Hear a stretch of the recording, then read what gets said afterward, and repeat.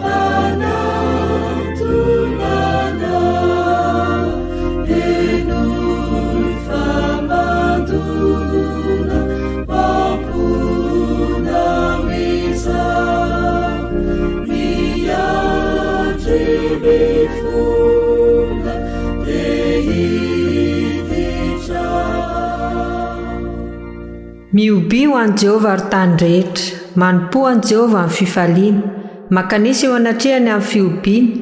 Aoka ho fantatrareo fa Jehovah ny Andriamanitra, izy no nanao antsika ary azy isika dia olony sy ondry fiandrina.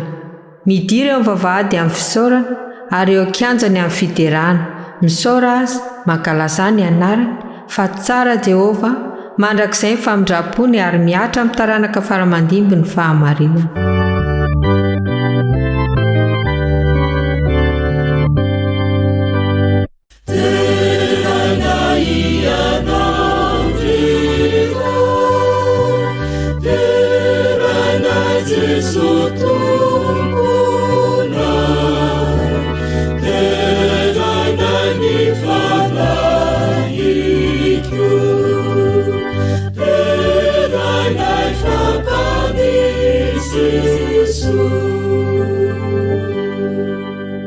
Afaka isika tompoko, ry tompo Andriamanitra ray be fitiavana tsara indrindra izay ny an-danitra. Ilay mpanavaony famindrampo isa-maraina ary izany famindrampo sy fahasoavanao izany no tsy mahalany anay ho anao ny dera sy ny voninahitra. Matoky ny fanatrehanao izahay, na aiza ndrenesana amin'izao afatra izao Jesosy, dia aoko feno ny fanatrehanao, feno ny fanovanao, na toe-tsaina na toe-po ary ampahirezo izahay amin'ny alalan'ny fanatrehanao any amin'ny fiainanay tsirairay avy. Amin'ny anaran'i Jesosy. Amen.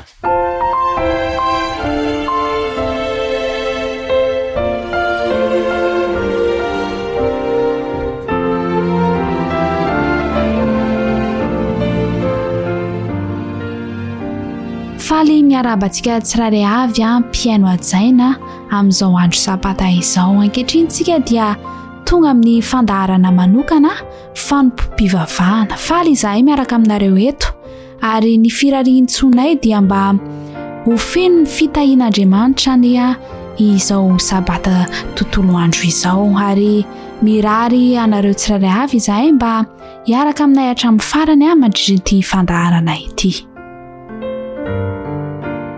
Ka ho fanomboantsika izao fotoana izao dia andeha isika hiaraka idera sy hanandratra ny feontsika, hiaraka anao ny hira fa 7:30, hira laharana fa 7:30, midera ny anaranao.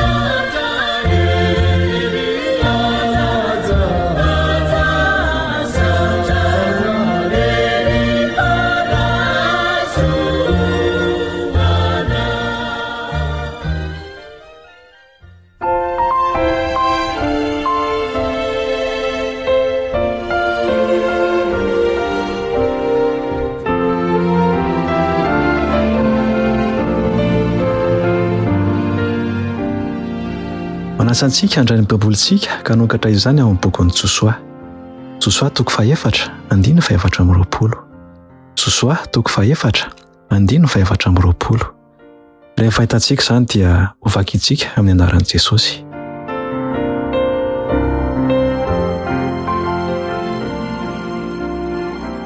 Mahafantatra ny firenena rehetra ambonin'ny tany fa mahery ny tanan'i Jehova ary mba hatahorany an Jehova Andriamanitra ireo mandrakizay. Dahenana izany teny izany, tondra soa sy fampaherezana ho antsika. Amen.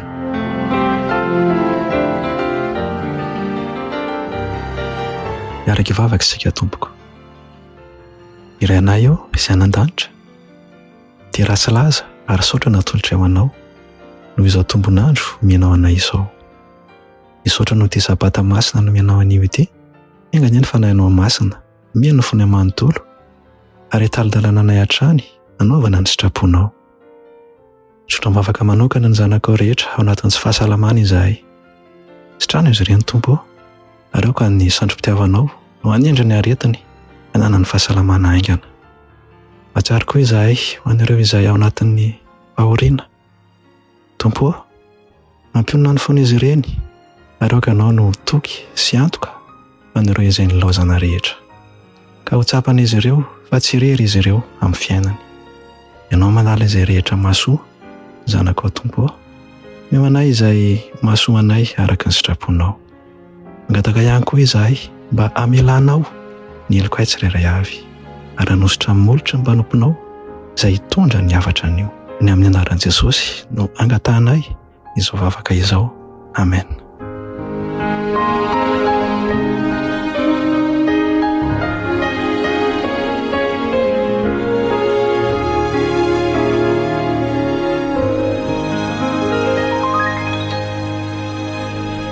Ho fanomanana ny fosana mampanantsika tsirairay avy alohany andrenesantsika ny teniny izay hoentin'ny Pasteur Ernest Andriamparantsoa dia andehantsika hiaraka heno an'ity iraira ity.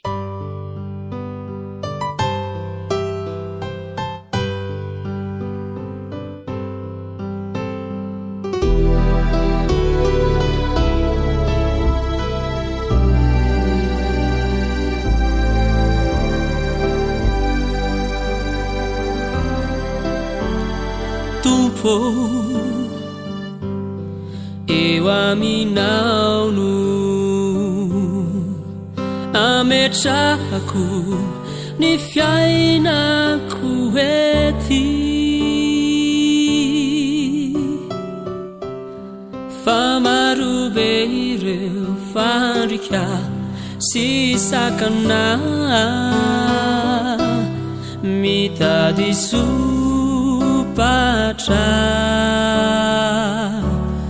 ny diako any aminao tantanore razo ata zay no tonombavako karalay tananao maherin watsutranao deo afaka tokoao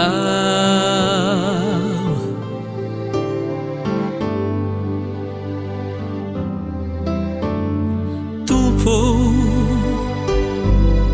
eny ianao toko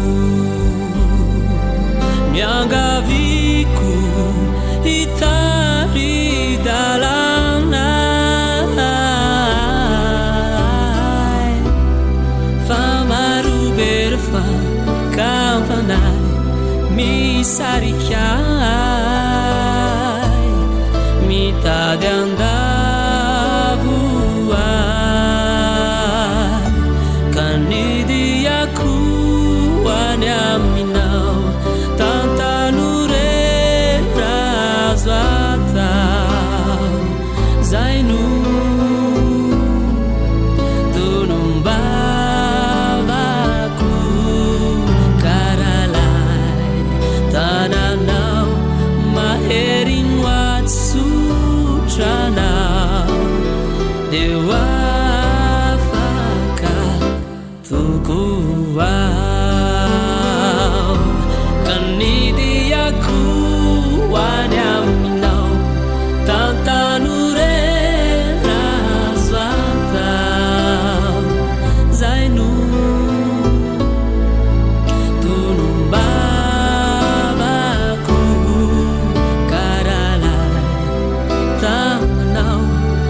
maheriny atsotrana eo afaka tokoa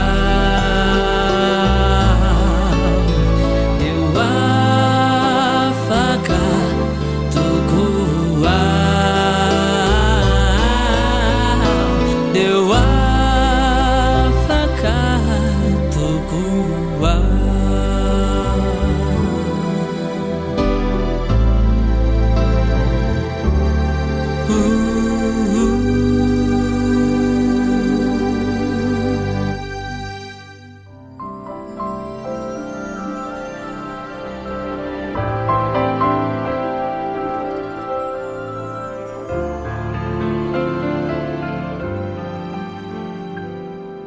Ry ava malala amin'ity androany ity sika ao anatin'ny ilay bokyny Josoa dia mbola faly ihany ny miarabantsika rehetra amin'ny anaran'i Jesosy Kristy ary ao anatin'izany voyage makany amin'ny tany Kanana izany no hitondran'Andriamanitra antsika isaky ny sabata ohatran'izao ary efa hitantsika ny Josoa toko voalohany, toko faharoa, toko fahatelo efa miditra eo amin'ny Josoa toko fahaefatra zany isika izao ry ava malala ka dia mino sy manantena fa ampahery anao ampandresy anao ary ahatonga anao hitombo misimisy kokoa amin'ny fanarahana ny tompo, ny teny fikasana, ny fandresena izay omeny ny afatra izay fampizarantsika eto ka dia izany Josoa toko fahaefatra izany no hitondran'Andriamanitra antsika androany ao anatin'izao afatra manokana izao ary mbola nasako anao mba tsy saraka amin'ny onjam-peo any amin'ny toerana maro samihafa izay misy antsika satria misy afatra be dia be zany izay ezahana mba hoentina eto amintsika ireo pastora mpiara-miasa rehetra izay hoentina mbavaka ary mivavaha ho anay rehetra mba ho tena fantso-pitahiana, fantsona hitondra hery ho an'izay rehetra manaraka ny onjam-peo ka dia mba hitondra fiovana, hitondra faharesen-dahatra any amin'ny olona rehetra. Ny fanahy moa zany no miasa ao anatin'izay fa raha sitraka ao dia zarao amin'ny hafa ihany koa ny onjam-peontsika indrindra ho antsika rehetra izay aty ivelany.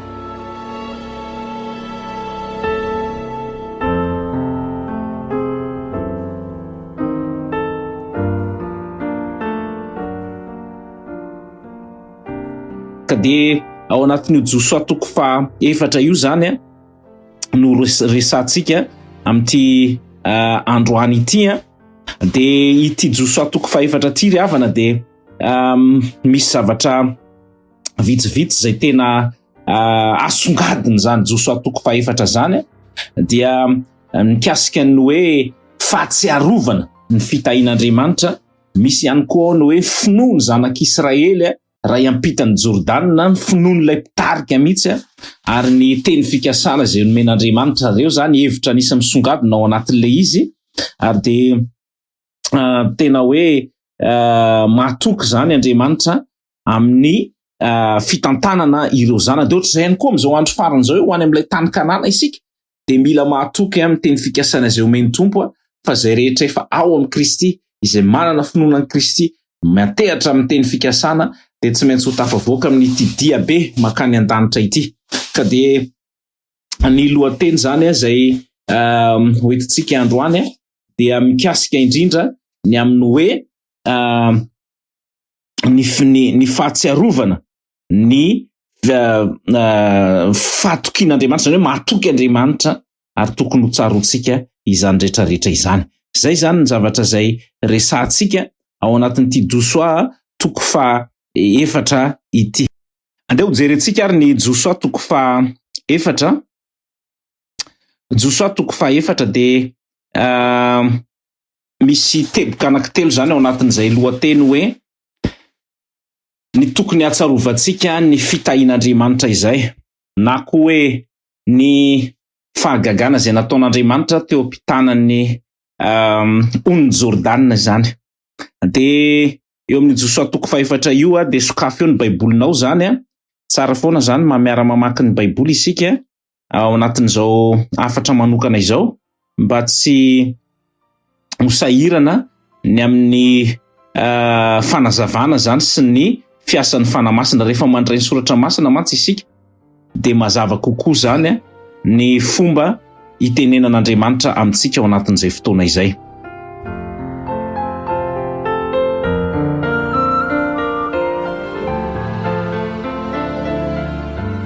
Raha ny tontolo-kevitra izay hitantsika eto zany dia efa 70 taona zany no ndrenindrerena tany amin'ny tany efitra ny zanak'Israely ary efa eo amorony tany Kanana zany hoe efa tsy lavitra tsony dia hiditra ao amin'ny tany Kanana. Dia araka ny hitantsika hoe Josua moa zany no leader vaovao zao nandray an'izay andraikitra lehibe zay eo amin'ny fiampitanan'ny Jordan ihany koa. Dia ny tena manandanja indrindra dia amin'ny 420 araka ny ataontsika hoe vaky teny fototra zany dia izao ny voalaza eo hoe mba ho fantatry ny firenena rehetra ambonin'ny tany fa mahery ny tanan'i Jehova ary mba hatahorany an'i Jehova Andriamanitra reo mandrakizay rahalasy anabavy malala. Mahery ny tanan'i Jehova, mahery, afaka manao zavatra tsy takatry ny saina, afaka mampitsimbadika tantara, afaka mampandresy anao ny tanan'Andriamanitra. Ka izay zany no hoe mba ho fantatry ny olona rehetra mihitsy fa mahery ny Andriamanitra ao ary ho fantatry ny firenena manodidina fa mahery ny Andriamanitra ao ary manomboka androany ihany koa rehefa avy mandre ny afatra ty ianao dia ho fantatry ny mpiara-miasa aminao, ho fantatry ny mpiara-mianatra aminao, ho fantatry ny olona rehetra izay mifanerasera aminao eny amin'ny fiarahamonina eny, ho fantatry ny olona izay andehananao rehetra fa mahery ny Andriamanitra ao ary mahery ny tanan'i Jehova afaka mamonjy ianao. Raha anaty problema, ao anaty aretina, ao anatin'ny toe-javatra sarotra ianao androany dia tsarovo zany teny zany hoe mahery ny tanan'i Jehova ary afaka mamonjy ny olombelona izay miankina aminy ka mandray an'i Jesosy Kristy ho tombo sy mamonjy ny tenany manokana. Ka dia zay zany ilay hoe misy zavatra manokana izay ataon'Andriamanitra ho an'ny vahoakany mandrakariva ary Andriamanitra dia miantso ny vahoakany mba ahatsiaro ny fitahiana sy ny hoe inona daholo ny famonjena tamin'ny alalan'izay tana maherin'Andriamanitra izay dia miantso ny vahoakany Andriamanitra zany mba izaran'izay tantara zay, ahatsiaro an'ireo tantara reo zay sy ireo fitahiana lehibe izay niraisinao tamin'Andriamanitra tany amin'ny lasa. Ka dia ho ampita amin'ny taranaka sy ny zanaka sy ny mpiara-monina, mpiara-mivavaka hoe tena mahery ny Andriamanitra. Isika mangina indraindray mitompona ny vavan'ny zanak'Andriamanitra manoloana ny fahagagana izay ataon'Andriamanitra dia matahotra mijoro vavolombelona, matahotra ary za dia manentana mihitsy eto amin'ny onjam-peo mba hisy ilay joro vavolombelona ny amin'izay soa rehetra nataon'Andriamanitra taminy. Mety tao anaty aretina ao dia sitrana aseho mijoro vavolombelona ny olona na dia atao anonima aza, mety tao anatin'ny zavatra sarotra ny olona aseho mijoro vavolombelona mba hampahery ny hafa, tsy hoe akory hoe miseho mizesta na hoe mialatsiny amin'ilay teny hoe mety miseho milay mihitsy angamba rehetra ohatry hoe izy ireny no anaovan'Andriamanitra fahagagana. Lazao ny hatsaran'ny tompo ary amin'ny alalan'ny fijoro vavolombelona no mety ahafahany hafa ihany koa manao fanandramana ny amin'izany zavatra izany. Ka dia misy teboka vitsivitsy zany izay ho resantsika ny teboka voalohany dia ilay hoe ny fahagagana ao amin'ny fanomanan'Andriamanitra ny zanak'Israely mba hiampita an'ity Jordan ity.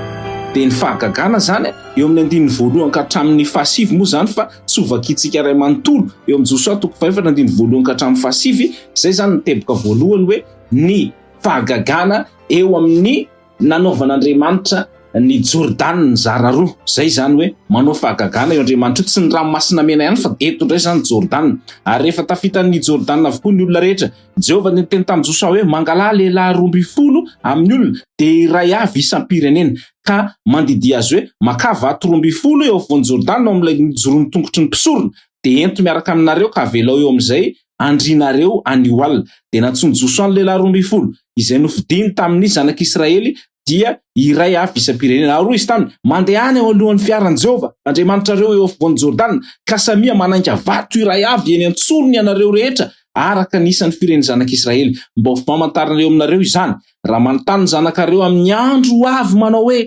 inona no ataonareo ho anton'ireo vato ireo dia ho lazainareo aminy hoe tapaka ny rano Jordana teo alohan'ny fiara ny fanekeny Jehova. Fa raha nitany Jordana ny fiara dia tapaka ny rano ary ireo vato ireo dia ho fahatsiarovana mandrakizay ho an'ny zanak'Israely. Dia nanao izany ny zanak'Israely araka izay nandidiny Josoa ka naka vato 12 teo afovoan'ny Jordana, araka izay nolazain'i Jehova tamin'ny Josoa, araka nisan'ny firen'ny zanak'Israely ka nentiny nitany araka taminy eo amin'izay nitobiny ka napetrany teo. Ary ny vato 12 no natsangany Josoa teo Jordana, teo amin'ilay mijorony tongotry ny mpisorona izay nitondra ny fiara fanekena, ary mbola ao ihany ireny mandraka androany. Rahalahy sy anabavy malala, zany ny fomba fiasan'Andriamanitra tsarovy ny fahagagana izay nataon'i Jehova. Ary eto moa zany dia nasena naka vato 12 reto olona ireto zany mba ho marika mihitsy fa ny zara roa tapaka mihitsy ny rano. Ka zao hoe misy Jordana, ary araka ny hitantsika eto amin'ny Josoa 7 dia safotra amin'io fotoana izay andalovan'ny zanak'Israely io zany dia fekaran'ny rano, tena hoe lalina zany io, ary ho sarotra mihitsy ny ampitany ny ankizy kely sy ny biby fiompy sy ny vehivavy rehetra ao anatin'izany Jordana zany. Fa izao hoe nataon'Andriamanitra ny zara roa dia nandeha tany maina ny zanak'Israely. Mahagaga anie zany raha lasy anabavy malala, tena mahagaga zany. Efa nitany ranomasina mena. Io ihany koa zany dia azo ilazaina hoe misy génération hafa matsy le nitany ranomasina mena zany le tary am'le voaniainga kelikely ny Egypta zareo dia le nanenjika ry Farao, zany hoe efa any amin'ny 7 taona lasa any zany satria efa 10 taona dia mbola vao anatin'ilay voaniainga vao tsy lavitra ny Egypta zany zareo dia nanenjika Farao, zany hoe tsy mbola lavitra ny Egypta zany izy raha hoe ny kilometatra, satria miadana ihany koa satria mandeha tongotra. Dia zao hoe mety efa be dia be tamin'ireo olona zay tamin'izany efa maty daholo le olona sasany hitany ranomasina mena zany, fa hafa indray zany misy génération indray zay miakatra ka zay teraka tamin'ireto zany zao dia efa 10 taona zany zareo zao raha nisy teraka zany tamin'ireo dia efa misy génération vaovao indray. Ka Andriamanitra zany amin'ny fomba fiasa ihany koa, ary amin'ny Korintianina dia milaza hoe natao batisany tao amin'ny ranomasina mena ireo zanak'Israely dia alohan'ny idirana ao amin'ny tany Kanana ihany koa zany dia génération vaovao rehetra dia mila natao batisa teo amin'ny on'ny Jordana. Ka ny on'ny Jordana zany dia fiovam-po mialohan'ny idiranao any amin'ny tany Kanana dia mandalo on'ny Jordana, mialohan'ny hanomezan'Andriamanitra fandresenanao, mialohan'ny hanovan'Andriamanitra anao dia mandalo ny on'ny Jordana. Tahaka ny Jakoba ihany koa mialohan'ny nionana amin'ny Esau dia nijanona fampitolona tamin'Andriamanitra, zay vao niampita ny on'ny Jordana tamin'izay fotoana izay, ary mazava ho azy fa fanovan'Andriamanitra. Jesosy rehefa natao batisa ny olona rehetra tany amin'ny faritra Jodia sy manodidina iny dia nataony Jaona batisa tao amin'ny on'ny Jordana. Ianao ihany koa zany tsy voatery ho any a Jordana ianao vao hanao batisa na iova, fa mampandalo Jordana anao be dia be Andriamanitra. Inona ny Jordana eo amin'ny fiainanao? Inona ny zavatra nataon'Andriamanitra taminao ka Jordana mihitsy le izy dia nitapahan'Andriamanitra? Mety Jordana ny aretina hoy, mety Jordana ny problema hanefen'Andriamanitra anao sy hananao finoana, mety atao amin'ireny karazam-batisa maro samihafa, batisa ny afo mihitsy ianao sy ny fitsapana dia mivoaka ianao ho mpandresy rehefa avy eo. Izany mety karazana Jordana izay andalovan'ny olona anankiray. Mila tadidinao daholo ireny fahagagana nataon'Andriamanitra rehetra teo amin'ny fiainanao ireny, satria manao mirakla tsy ankijanona ny Tompo. Fa heverinao fa natao hoe mirakla dia ho leo ambony fauteuil roulant ihany dia ao anatin'izay fotoana izay mitsangana manary be kidy hoe zany natao hoe fahagagana. Ny heverinao fa hoe fahagagana dia hoe tsy nisy vola misy teto, tonga dia nirovotra amin'ny plafonao, tonga dia nirotsaka avy any ny vola, ny euro sy ny dolara sy ny ariary zay ianao vao hoe ay tena fahagagana. Lisy tsy ariava ny fahagagana dia miseho isan'andro san'andro. Voatsela dia nisy olona voan'ny accident saika tokony maty tapatapaka daholo ny tao anaty fiara. Pray fanantenana zany olona zany, ary dia zao hoe nanaovan'Andriamanitra fahagagana ho memorizena foana zay fotoana zay hoe tamin'ny daty toy izao, tamin'izao ora dia nitranga ny toe-javatra ohatran'izany dia mila ataonao zany hoe tadidina reny, mijorova avolombelona raha nanaovan'Andriamanitra fahagagana. Nisy olona hafa ihany koa izay efa tao anatin'ny aretina hoe efa nandeha ny diagnostika rehetra ny dokotera dia hoe tia ny aretina mahazo anao, noentina mbavaka, ary dia zao hoe nandalo an'ireo karazana fitsaboana eo ihany ny fitsaboana sy ny zavatra ataony siansy fananao fahagagana ny tompo ary de sitrana somatsara nefa aretina tsy azo sitranina zany zavatra zay resahantsika izany sarotra sitrana zany ny tena marina kokoa fa tsy hoe tsy azo sitranina fa ninona nataony dokotera sy ny sisa ny tanan'Andriamanitra dia mikarakara sy momba mandrakariva ny zanany ka izany zany no atao hoe mila mametraka mihitsy ianao vato inona zany zao ny karazana vato mba hatsiarovanao an'izany inona ny karazana zavatra mba ho resahanao amin'ny taranaka faramandimby ny amin'ny fitondran'Andriamanitra sy ny fidirany an-tsehatra fa reny zany de tena hoe nendry zareo zany de hoe vato 12 de tena hoe azo tsapaitanana mihitsy ary hitan'ny olona rehetra ary azo ampita amin'ny taranaka ireo vato 12 ireo de ny amin'ny fahagagana zay nataon'Andriamanitra samy manana ny tsangambatony daholo isika samy manana ny mety ho altarany daholo isika hoe iteto Andriamanitra no fahagagana zarao ny hatsaran'Andriamanitra ary aseho ihany koa hoe tena nisy fahatsiarovana lehibe izay nataon'Andriamanitra tamin'ny fiainantsika tsirairay avy ka dia zarao amin'ny hafa zany rehetrarehetra izany.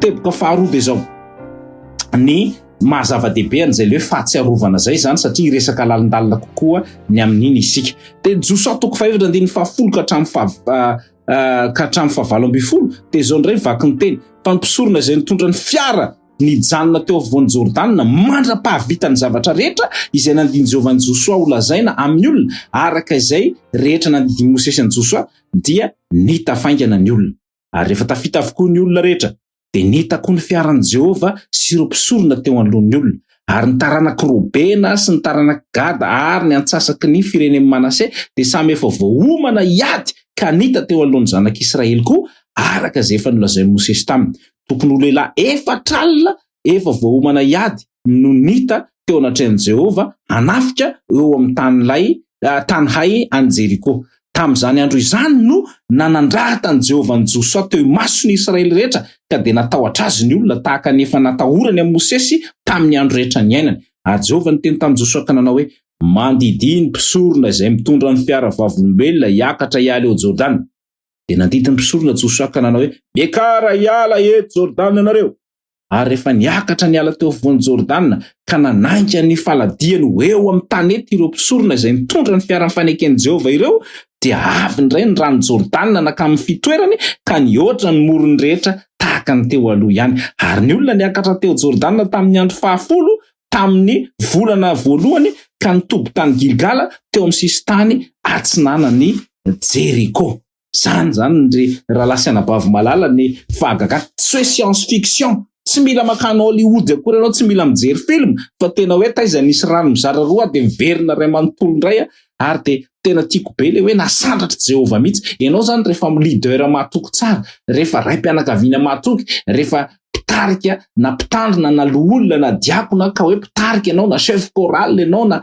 na inona toerana misy ianao na pitarika anatin'ny groupe ny mety groupe messenger zany ka ianao leader rehefa mahatoky tsara ianao dia misandratra ao anatin'izay olona rehetrarehetra izay ka dia mahereza ny fahatokinan'i Jehovah fa eto zany de le hoe inona ny mahazava-dehibe an'ity le hoe fahatsiarovana ity de araka nitantsika eo zany de hoe mampitombo ny finoanan'Andriamanitra sy ny teny fikasana zay omeny ny fanaovanao an'izay fahatsiarovana izay io na ny sabata aza zay tsangambato ny famoronana de nataon'Andriamanitra mahatsiarova ny andro sabata tsy ny teny izy hoe tandremo ny andro sabata tonga de mivantana ohatrany hoe aza manao tsy tonga zany de mivantana fa rehefa manomboka ny didy 5 izy hoe mahatsiarova satria tsangambato ny famoronana n'Andriamanitra aza manao tsangambato de isika ihany koa eo amin'ny fiainana marina fa tsy hanangana vato eran'ny tokotany ianao fa le tiana resahana de hoe aoka ianao ahatsiaro mihitsy ary misy tenina mpanompo vavin'Andriamanitra zay tena mahafinaritra hoe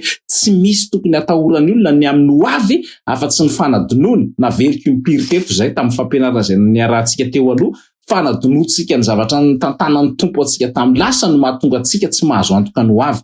Inona no mampatahotra anao ny hoavy nefa ny teny fikasana efa zany mandeha zany matoki ary manana finoana ny amin'ny teny fikasana fa mampitombo ny finoantsika. Inona ihany koa miody mampianatra atsika ny amin'ny hoavy sy ireo taranaka faramandimby zany ary ny zanaka ao matombo toetra ao amin'ny finoana matombo manampy anao foana izy ao anatin'ny fikarakarana ny zavatra rehetra. Nisy fitezanana finaritra, nisy hoe zao ny tantanan'Andriamanitra atsika ary tokony hijoro amin'izany. Matoa zany ny taranaka any aoriana tsy mijoro ao anatin'ny fiangonana, matoa zany ny taranaka any aoriana mivaralila dia zao hoe tsisy olona maty anina aloha amin'ny fitezana sy ny sisa fa mila ampianarina ny ankizy, ampianarina ny tanora ny fitantanan'Andriamanitra ary ny zavatra tena ahalalanao an'izay dia hoe rehefa mijoro ao am-piangonana ny ankizy, rehefa mbola ao anaty koraly, rehefa mbola mavitrika amin'ny fanompona ary ho an'ny tanora kosa dia aoka hiampita zany jiro nampitany ray aman-dreny taminareo zany. Aza miala ao anatin'ny finoana, aza miala ao anatin'ny fiangonana, aoka hampandroso ny asan'Andriamanitra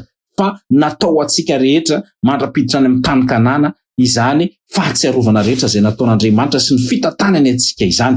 Dia eto zany ny fampiarina ao atsika dia hoe mila maneho mihitsy zany isika, mila tena mampisy tsangam-bato mihitsy, mampisy altara mihitsy na ao amin'ny fianakaviana zany na eo amin'ny fiarahamonina dia asehony olona hoe misy altara-pianakaviana ato, misy tsangam-bato ny amin'ny fitahian'Andriamanitra ato ary ny fanangananao an'izany ao tokantranonao isan'andro san'andro dia midika fa mahatoky ny fitantan'Andriamanitra ianao.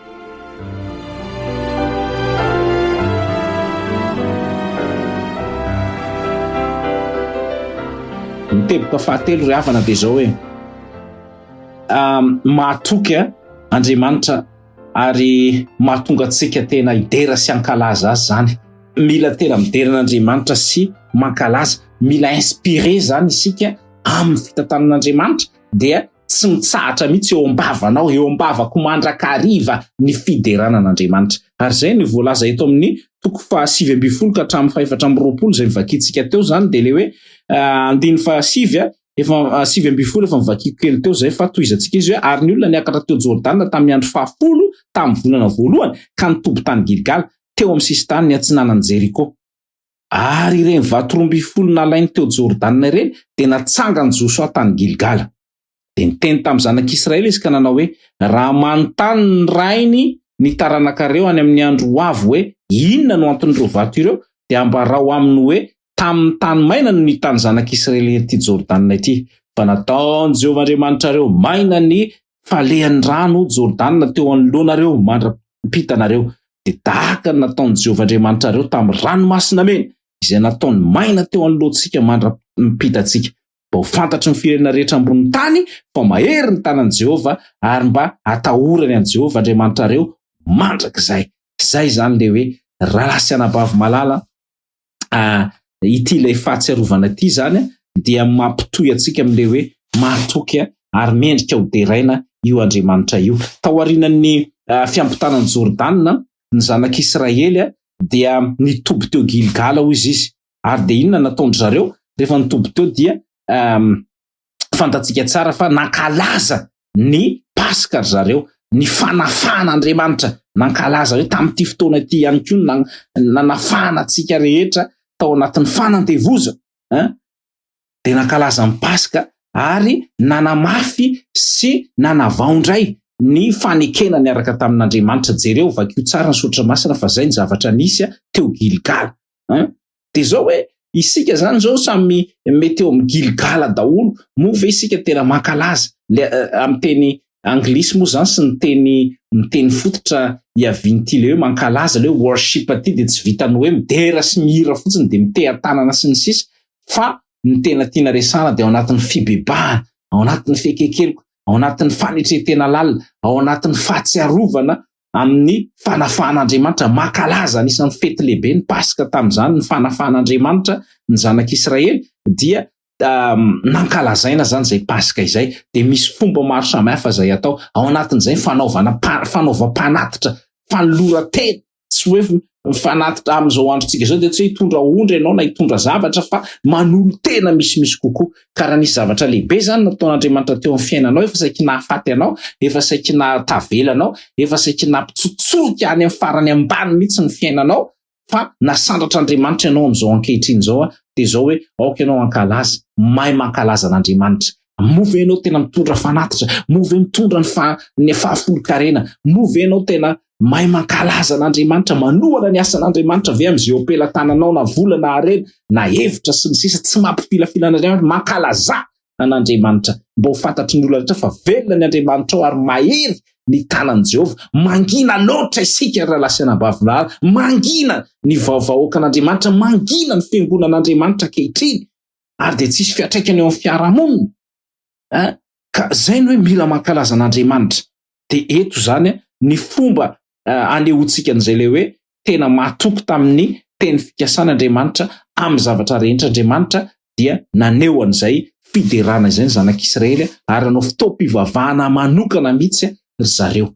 Aoka tena feno fanompoam-pivavahana ny fiainantsika isan'andro san'andro, satria izay mihitsy ilay hoe avy ny ampitan'ny Jordana ianao, mametraka altara ianao, inona Jordana zay ny ampitanao teo aloha zany, ninona nanaovana batisa anao indray, mety mbola tsy vita batisa ny rano, tsy maintsy mandalo Jordana aloha atao batisa ny rano, mety efa vitan'izay indray ve ianao fanolora teny fanovana indray, mety batisa ny afo ireo fitsapana maro samihafa. Fa Andriamanitra zany dia manatanteraka ny teny fikasany foana, de ny fanomezana fandresena ny zanany tsirairay avy. Ka izao zany ny fampiarana de hoe manoloana an'ireo Jordana maro samihafa izay eo amin'ny fiainantsika dia tadidio fa mamboatra lalan'Andriamanitra, amboatra lalana eo amin'ny fiainanao aneny tompo, ary ampisaraka ny problema sy ny zavatra zay tady anafitra anao, satria na de hatreny amolo ny aza Jordana de nizara roa tapaka mihitsy ny rano. Asa nazonao sary an-tsaina zany zavatra zany hoe mizara roa ny rano de mandeha tany maina ny zanak'Israely, ary de tsy mandeha tsony ny rano fa miangona eto amin'ny ilany sy eto amin'ny ilany. De inona nataondry zareo? Tena hoe nametraka tsangam-bato, atsangano ny altara, atsangano ny tsangam-bato, atsangano ary ho hitan'ny taranaka ray manontolo fa tena hoe nisy fahagagana zay nataon'Andriamanitra teo amin'ny fiainantsika tsirairay avy. Ary zao hoe ampitao amin'ny taranaka, naverina impiry zany hoe aoka ho ampitanao amin'ny taranaka zany zavatra izany, aoka mba ho fantatry ny taranaka zany zavatra izany, ary de samy mahery ireo zay antsoina hoe taranaka, ireo zanaka rehetra fa manao fahagagana eo amin'ny fiainantsika isan'andro san'andro Andriamanitra. Zay mahatonga ny Salamo 7:70 hoe ilaza mandrakariva ny atsaranao sy ny asa zay nataonao, ary dia olazaiko mandrakariva eo ambavako foana ny fiderana sy ny fankalazan'Andriamanitra. Io no amaranako azy io Salamo 77:11 io. Salamo 77:11 raiso mihitsy ny baibolinao de raiso teny fikasanao anao ity Salamo 7:20 ity zany. De izao ny vaky ny teny eto hoe ampatsiaro ny asan'i Jehova fa tahatsiaro ny fahagagana nataonao fony taloha. Ry havana zany ny hoe ampatsiaro mijoroa vavolombelona, aza mangina, aza mikombona, fa mety fijoroa vavolombelona no anova ny fiainan'ny hafa ary mampitombo ny finoanao ihany koa zany rehetrarehetra izany. Iaraka ivavaka isika.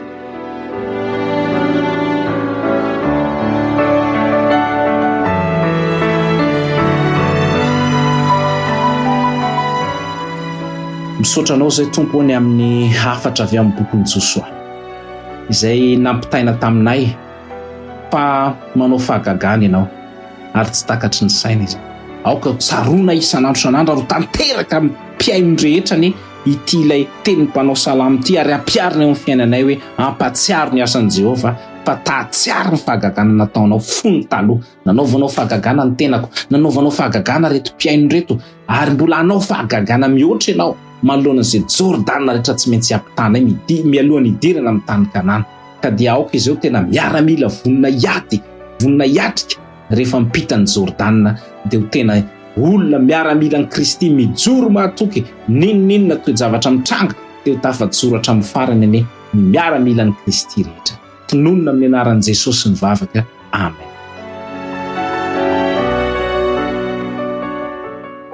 samy mahery raha lasaina bavy malala tsarovy fa miaramila vonina iady ianao io mipitany Jordanina io fa tsy olona zay tahaka an'ireny resy lava sy olona zay miravoravo tanana ireny mahereza indrindra tena.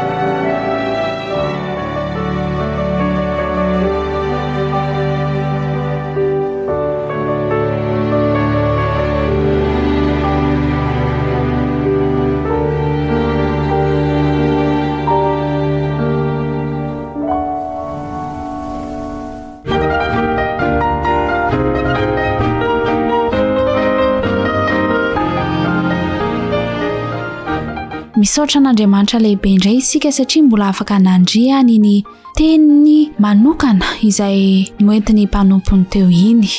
Ankehitriny dia ny firarointsoanay dia mba hitoetra aty anatintsika tsirairay avana izany teny izany, tsy handalo fotsiny amin'ny sofina fa mba hitondra fiovana ara-panahy eo amin'ny fiainantsika.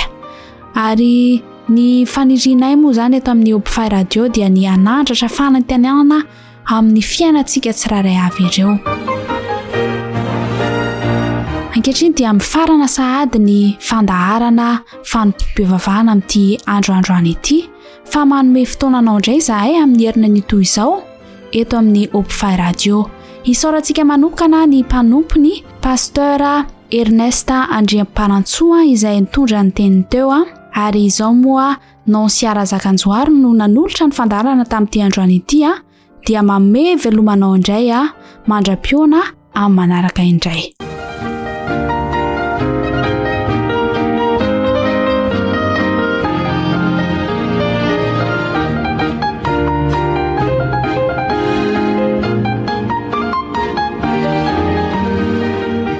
Narahinao teo Fanompoam-pivavahana eto amin'ny Hopefy radio.